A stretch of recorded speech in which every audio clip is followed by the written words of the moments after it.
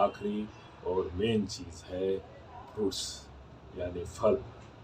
जी हाँ, आप जब भी कोई फल खाते हैं तो उससे सर्दी जुकाम खांसी और बढ़ेगी, क्योंकि हर फल एक तो मीठा होता है या तो खट्टा होता है।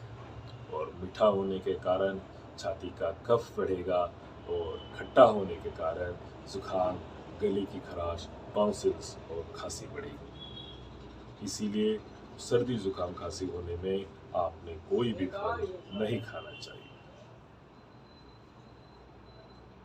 सबसे अच्छी बात यह है कि एक ऐसा फ्रूट है जो आप सर्दी जुकाम खांसी के बाद भी खा सकते हैं, और वो है पपीता, या जिसे हम पपैया भी कहते हैं।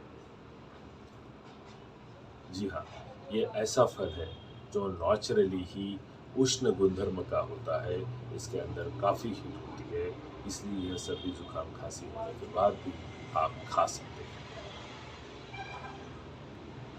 काफ़ी लोगों को आजकल यह देखा गया है कि सर्दी जुकाम खांसी होने के बाद प्लेटलेट्स डाउन होना यह कॉमन इशू हो रहे हैं, और जिसके कारण पेशेंट को हॉस्पिटलाइज भी करना पड़ रहा है। ऐसे पेशेंट को अगर आप पपई खाने को देते हैं, पपीता खाने को देते हैं, तो उनकी प्लेटलेट्स काफ़ी अच्छी बढ़ने में मदद मिलती है, और यह साइंटिफिकली प्रूव भी हो चुका है।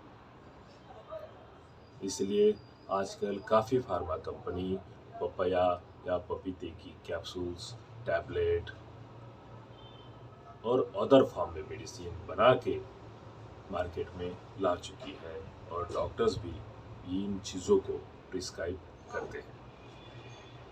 आपको यही ध्यान रखना है कि सर्दी जुकाम खांसी होने के बाद आप सिर्फ पपीते को खा सकते हैं, बाकी कोई भी फल सर्दी जुकाम खांसी होने के बाद आपको खाना